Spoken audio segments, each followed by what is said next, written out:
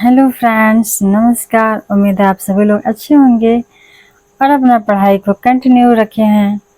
तो हम लोग का इस सीरीज में बिहार स्पेशल की 12 पार्ट तक हो चुका था और आगे का जो पार्ट है वो देखते हैं मॉडर्न हिस्ट्री का। तो चलिए स्टार्ट करते हैं। कैबिनेट मिशन के बारे में डिटेल में देखते हैं थोड़ा।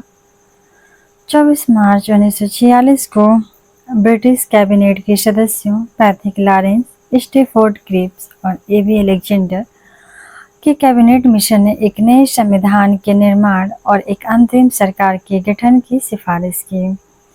कैबिनेट मिशन की मुख्य सिफारिशें निम्नलिखित दी गई हैं पॉइंट वाइज करके। तो जो कैबिनेट मिशन की पहली सिफारिश थी वो क्या थी कि भारत का एक संघ का गठन होगा जिसमें ब्रिटिश भारत और रियासतें दोनों शामिल होंगी। रियासतें उस समय बहुत सारे देशी रजवाड़े थे, तो उनके जो प्रांत थे, रियासतें थी, और ब्रिटिश भारत जिसमें ब्रिटिश का आधिपत्य था, वो सभी के लिए एक संघ का गठन होगा और उसमें उस संघ में विदेशी मामले, रक्षा और संचार जैसे विषय शामिल होंगे। नेक्स्ट क्या उसका सुझाव था कैबिनेट मिशन का, तो प्रांतों का समूहन होगा। जो भी प्रांत थे जैसे बिहार, जो बहुत सारे छोटे छोटे अभी जो राज्य हैं, उन सभी प्रांतों का कैटेगराइजेशन होगा कि ए कैटेगरी के प्रांत हैं, बी के हैं, सी के हैं इत्यादि, इस प्रकार से। नेक्स्ट पॉइंट था कि संविधान सभा का गठन किया जाएगा। संविधान निर्माण के लिए संविधान सभा का गठन किया जाएगा ताकि इस पर विचार विमर्श हो सके। आगे देखते हैं कि कैबिनेट मिशन के प्रस्ताव को भारतीय लोगों के किसी भी वर्ग ने संतोषजनक नहीं माना। तो जो कैबिनेट मिशन का ये प्रस्ताव पेश किया गया था उसको भारतीय लोगों ने संतोषजनक नहीं माना, परंतु कांग्रेस ने कैबिनेट मिशन की योजना को स्वीकार कर लिया, लेकिन मुस्लिम लीग ने अंतरिम सरकार की योजना का विरोध किया। तो कांग्रेस जो था इस कैबिनेट मिशन की योजना को स्वीकार किया, परंतु मुस्लिम लीग ने जो कैबिनेट योजना में अंतरिम सरकार का प्रावधान था उसका विरोध किया। आगे देखते हैं। मार्च 1946 में हुए विधानसभा चुनाव में हालांकि दोनों ने लगभग स्वीकार ही कर लिया था, तभी तो दोनों कांग्रेस और मुस्लिम लीग चुनाव में पार्टिसिपेट किए थे। मार्च 1946 में हुए विधानसभा चुनाव में 152 सीटों से कांग्रेस के 68 और मुस्लिम लीग के 34 उम्मीदवार निर्वाचित हुए थे। तो कुल 152 सीटों में चुनाव हुआ, जिसमें से कांग्रेस 68 सीटों पे और मुस्लिम लीग 34 सीटों पे उम्मीदवार इनके निर्वाचित हुए थे। आगे देखते हैं कि 30 मार्च 1946 को श्री कृष्ण सिंह के नेतृत्व में बिहार में कांग्रेस का दूसरा मंत्रिमंडल बना, क्योंकि पहला मंत्रिमंडल बन गया था 1937 के बाद, जब श्री कृष्ण सिंह उस समय प्रधानमंत्री थे और उनके मंत्रिमंडल था जो कि बाद में लोगों ने इस्तीफा दे दिया था। तो दूसरा मंत्रिमंडल बनाया गया था कब, 30 मार्च 1946 को। आगे देखते हैं कि संविधान सभा के लिए चुनाव होगा जो जून 1946 तक समाप्त हो गया। तो संविधान सभा का जो चुनाव शुरुआत हुआ था मार्च में 1946 में, वो जून आते आते तक समाप्त हो गए थे। बिहार के कांग्रेस प्रत्याशियों में डॉक्टर राजेंद्र प्रसाद, श्री कृष्ण सिंह और बिहार के माननीय वित्त मंत्री डॉक्टर सच्चिदानंद सिन्हा, माननीय श्री अब्दुल कयूम अंसारी, श्रीमती नायडू और इनके साथ 4 अन्य महिलाएं भी शामिल थीं।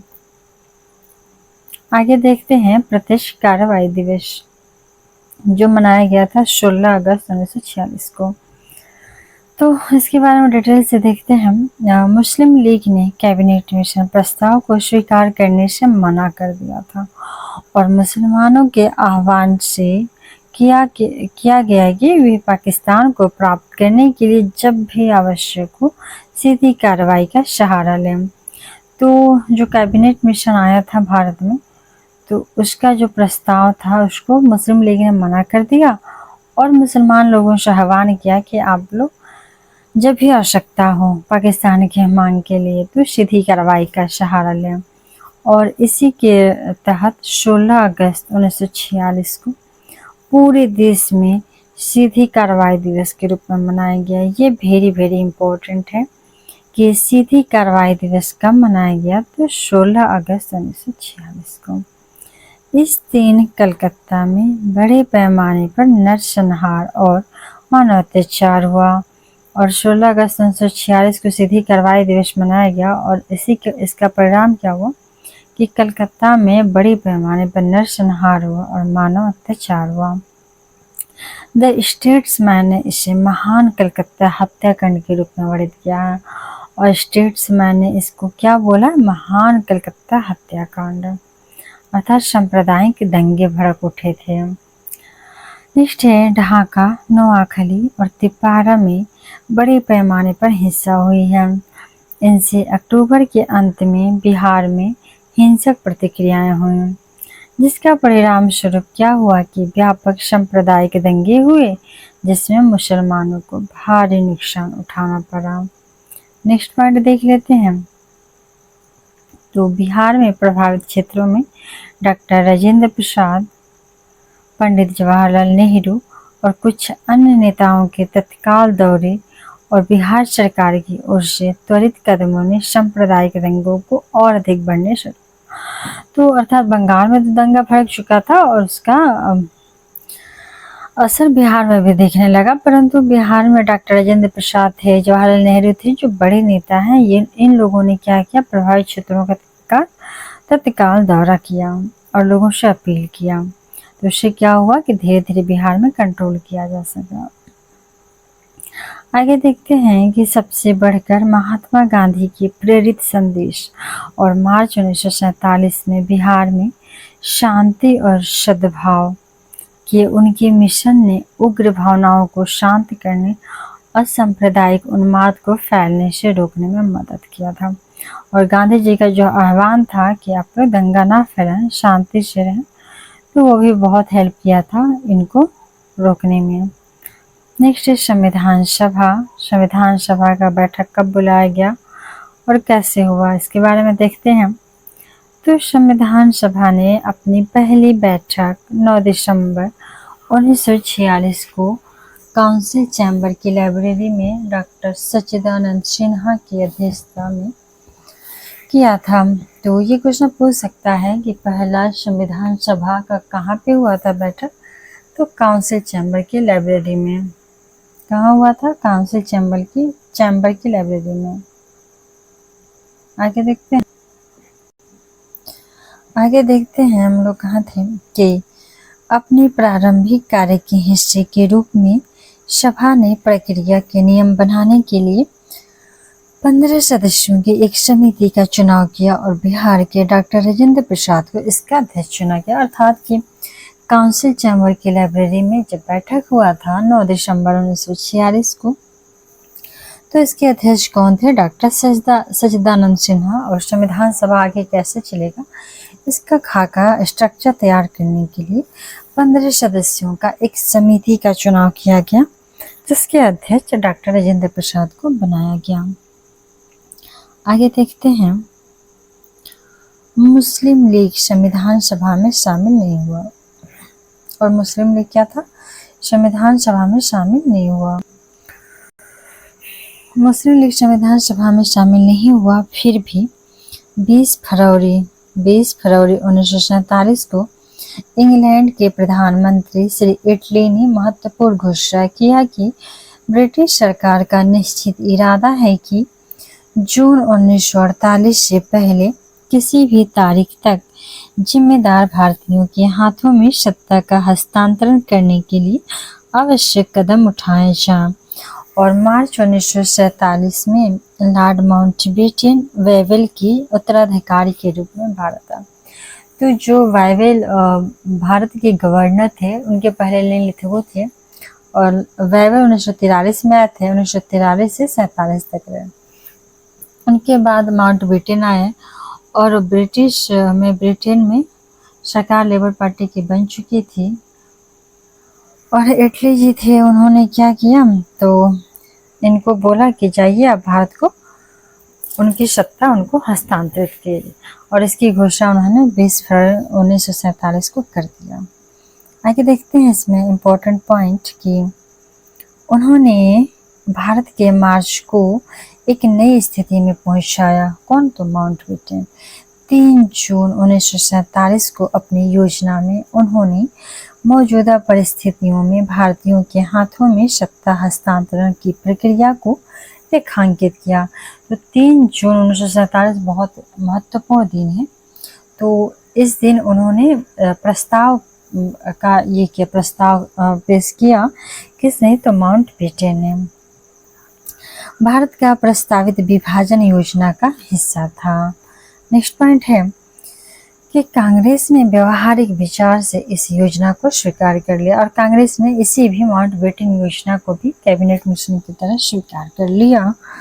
आगे देखते हैं कि समाजवादी, नेक्स्ट पॉइंट है कि कुछ समाजवादी और फॉरवर्ड ब्लॉक ने इस समझौते की नीति के रूप में वर्णित करने के लिए अस्वीकृति व्यक्त की थी। जो फॉरवर्ड ब्लॉक था सुभाष चंद्र बोस जी का, और समाजवादी पार्टियां थी बहुत सारी, तो उन लोगों ने इसको कैबिनेट मिशन को क्या किया, कैबिनेट ने माउंटबेटन योजना क्या किया, अस्वीकृति प्रदान की, क्योंकि ये विभाजन का एक तरह से बात कर रहा था। आगे देखते हैं कि बिहार के लोगों को देश के विभाजन का अफसोस था, और चूंकि बिहार वासी जो थे इनको अफसोस था, बिहार वासी का इवन पूरे इंडिया को अफसोस था, लेकिन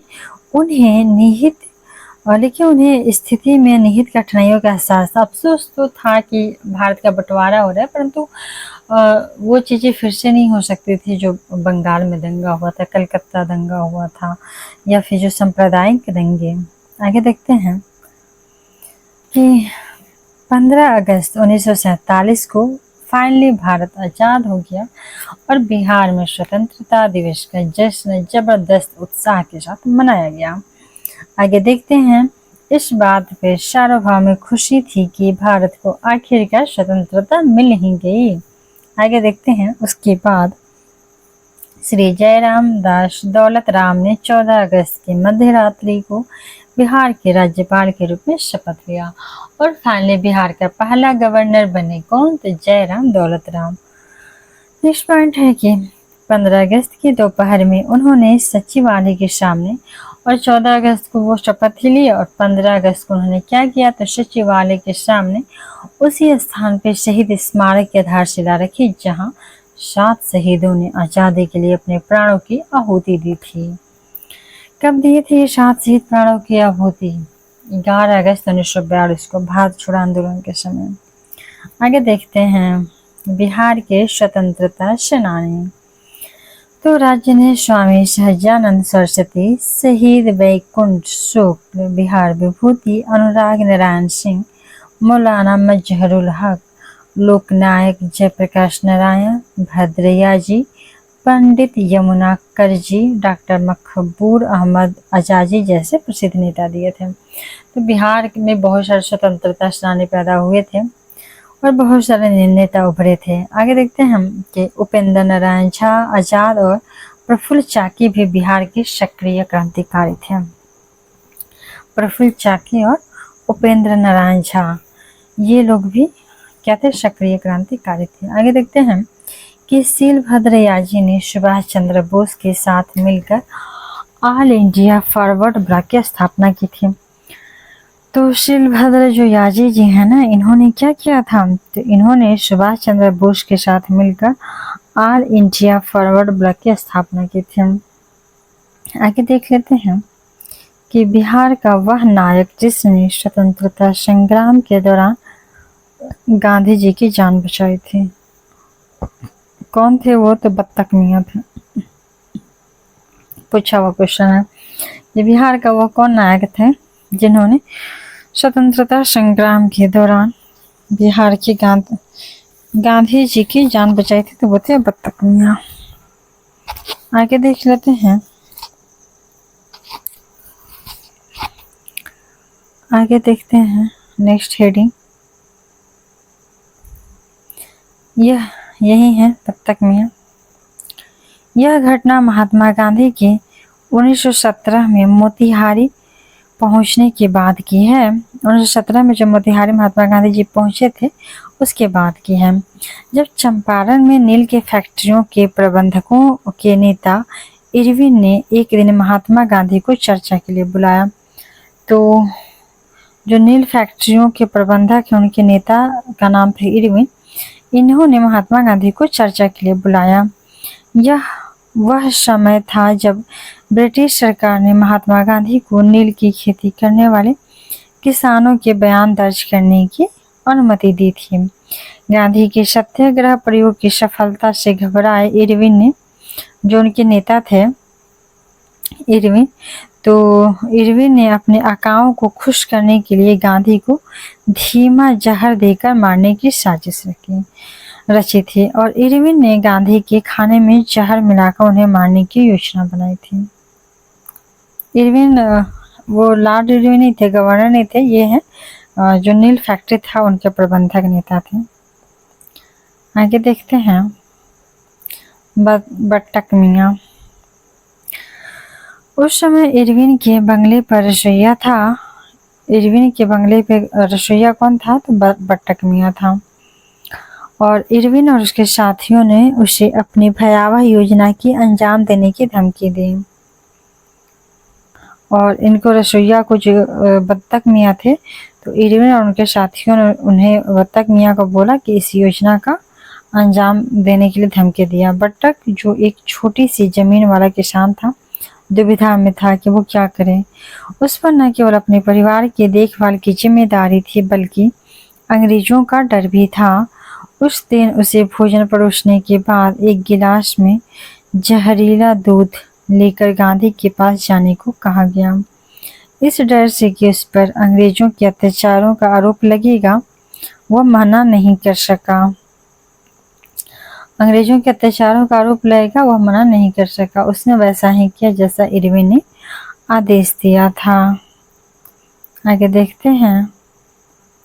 हालांकि जब वह गांधी के पास पहुंचा तो उनके सामने ट्रे रखने की हिम्मत नहीं जुटा सका। जब गांधी ने उसकी ओर देखने के लिए अपना सिर उठाया तो वह रोने लगा।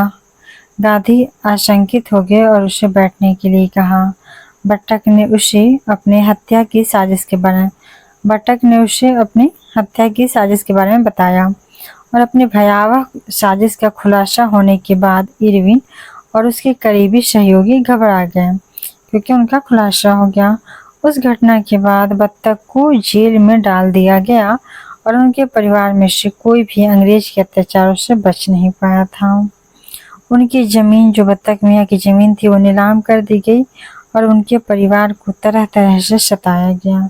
ऐसा कहा जाता है कि गांधी ने वचन दिया था कि वे इसे कभी उजागर नहीं करेंगे। आगे देखते हैं कि यह घटना आखिरकार 1957 में सामने आया था। और यह घटना फाइनली कब आया था सामने? 1957 में सामने आया था। उस समय राष्ट्रपति डॉक्टर राजेंद्र प्रसाद एक कार्यक्रम में भाग लेने के लिए मोतिहारी में थे। जब वे वहां एक जनसभा को संबोधित कर रहे थे तो उन्होंने दूर खड़े बट्टक को पहचान लिया और उन्हें बुलाया। बट्टक मियाँ, आप कैसे हैं? उन्होंने पूछा। इसके बाद और बट्टक को मंच पे बुलाया गया और उन्होंने लोगों को अपनी कहानी सुनाई। तब से उनकी कहानी लोक कथाओं का हिस्सा बन गई है और बट्टक मियाँ चंपारण में एक असली नायक बन गए। उसके बाद बट्टक मियाँ चंपारण में असली नायक बन गए। आगे देखते हैं। मरंग बाबा और उषा रानी मुखर्जी, इनके बारे में जानते हैं। मरंग बाबा और उषा रानी मुखर्जी के बारे में 1930 के दशक में संथाल परगना में ब्रिटिश जासूसों की हिट लिस्ट में मरंग बाबा सबसे ऊपर थे। उनका असली नाम लंबोदर मुखर्जी था, लेकिन स्थानीय संथाली लोग उन्हें मरंग बाबा कहकर पुकारते थे। उस दशक में मरंग बाबा को 2 बार जेल की सजा काटनी पड़ी थी। मरंग बाबा की मदद से ईसाई मिशनरियों द्वारा स्थानीय आदिवासियों का धर्मांतरण रोका गया।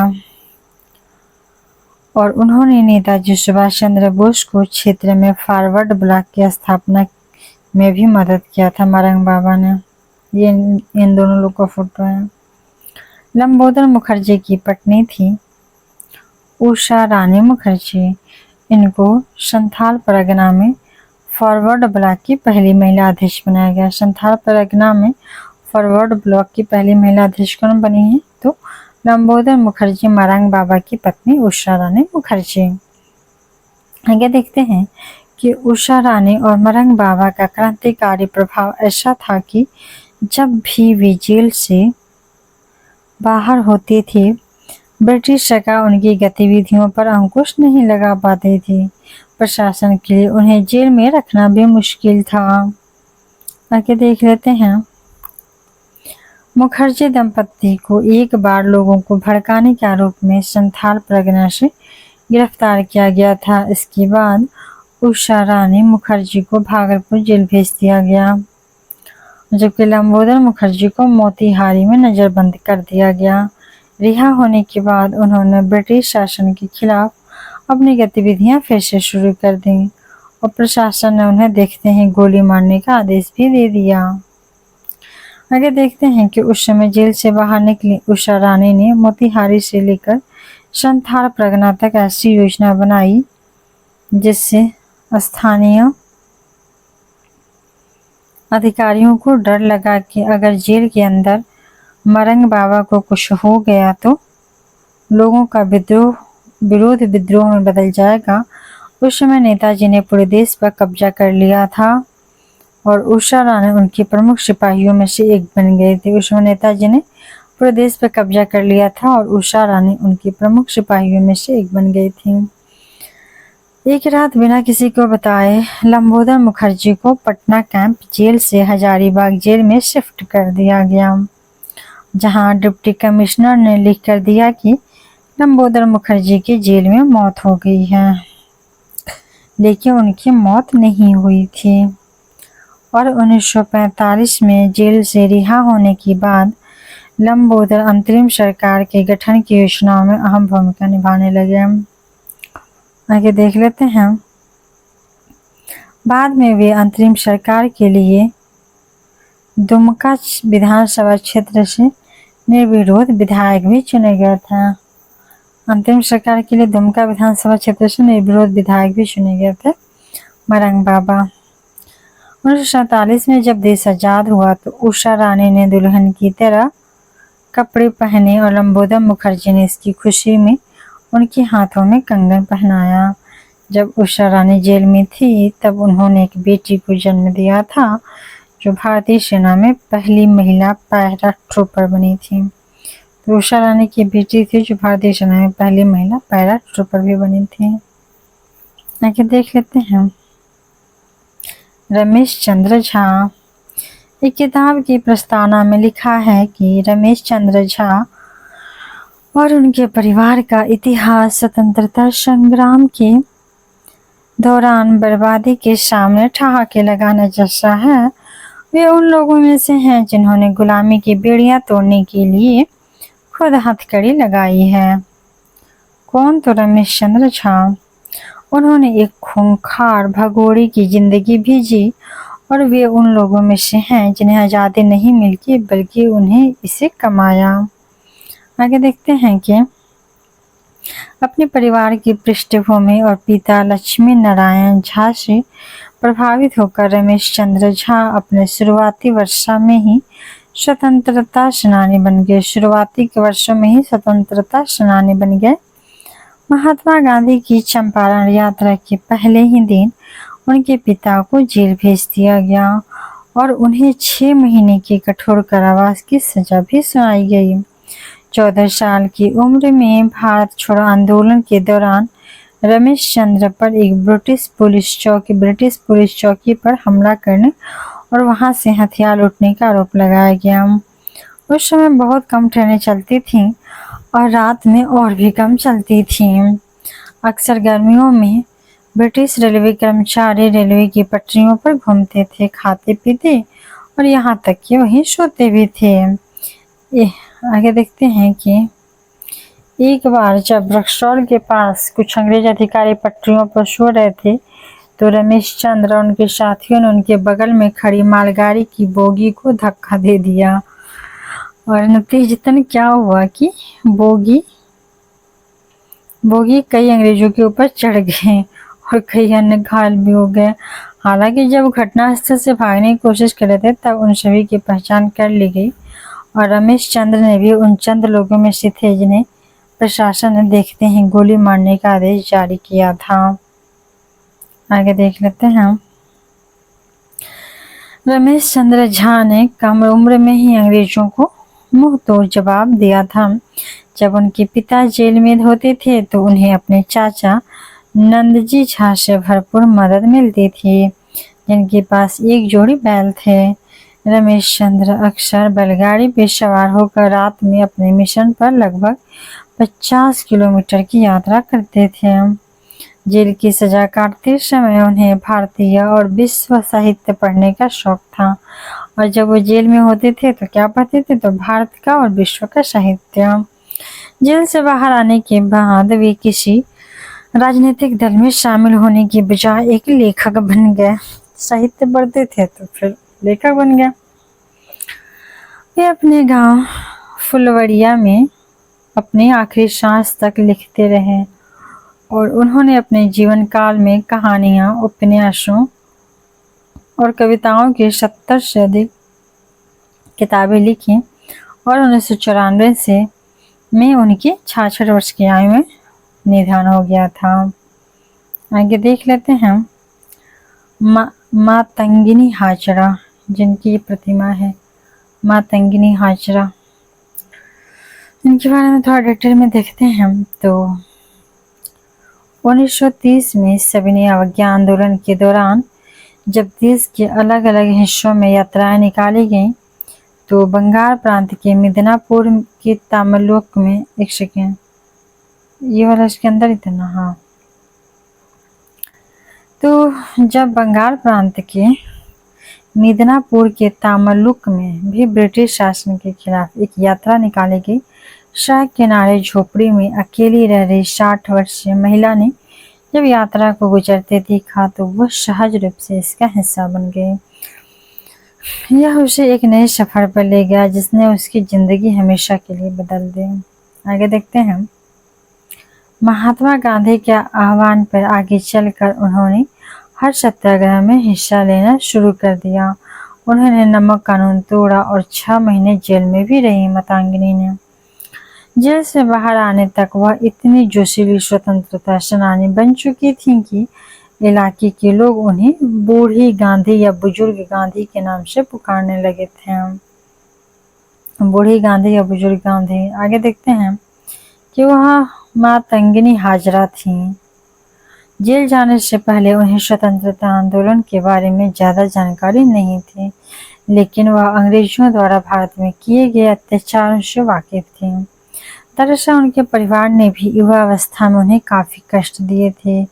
बहुत कम उम्र में ही गरीबी से त्रस्त माता पिता ने उनकी शादी 60 साल के एक बुजुर्ग से कर दी थी।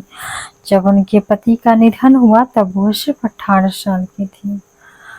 जब उनके सौतेले बच्चे ने उन्हें घर से निकाल दिया तो वह अपने गांव के बाहर एक झोपड़ी में रहने लगी। उनके सौतेले बेटे ने क्या किया, उनको घर से बाहर निकाल दिया तो गांव के बाहर झोपड़ी में रहने लगी और लोगों के घरे में काम करके अपना गुजारा चलाने लगी। लेकिन सब कुछ बदल गया जब 1930 से 42 तक मातंगिनी ने इलाके में क्रांति की ज्वाला जलाई। 1930 से 42 तक मातंगिनी ने इलाके में क्रांति की ज्वाला जलाई। उनके लगातार सत्याग्रह और धरने ने ब्रिटिश अधिकारियों को काफी परेशान किया।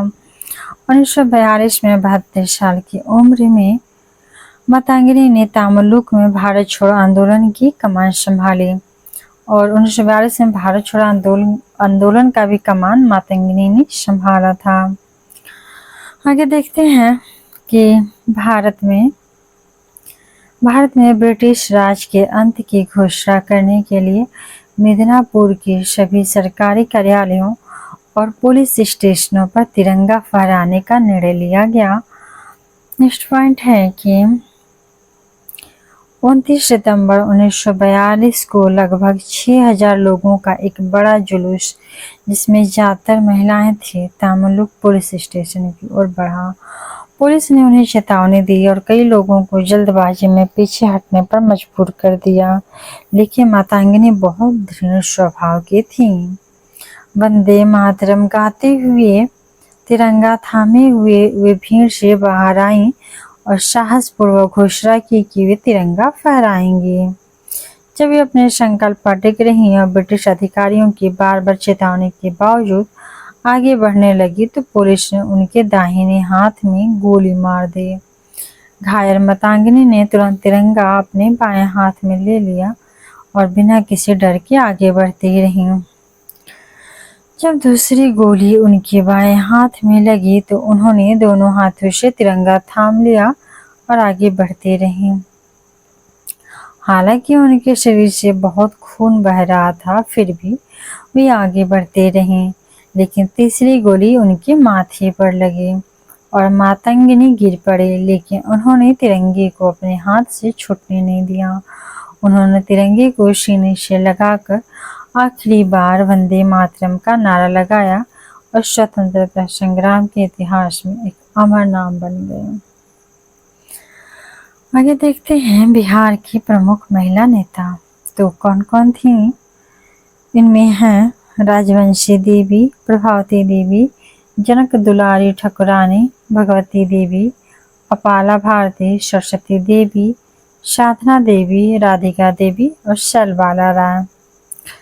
आगे है श्रमिक आंदोलन। तो श्रमिक आंदोलन के बारे में देखते हैं कि इनका संगठन कब हुआ था, कौन सा जगह पे हुआ था और कब हुआ था। रोहतास और गया में हुआ था 1937-38 में। आगे देख लेते हैं हड़ताल हुआ था।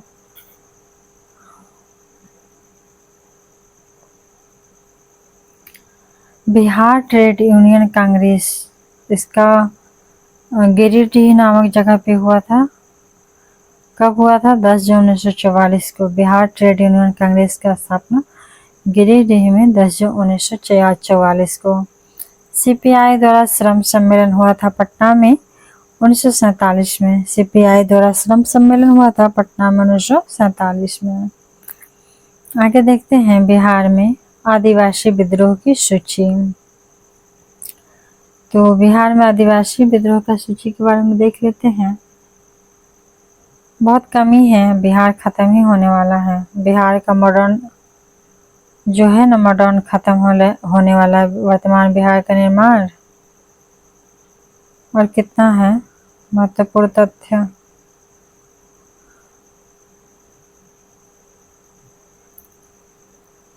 फिर चैप्टर अगला स्टार्ट हो जाएगा, तो इसको यहीं पे ख़त्म करते हैं। जो बचा है उसको नेक्स्ट वीडियो में देख लेंगे।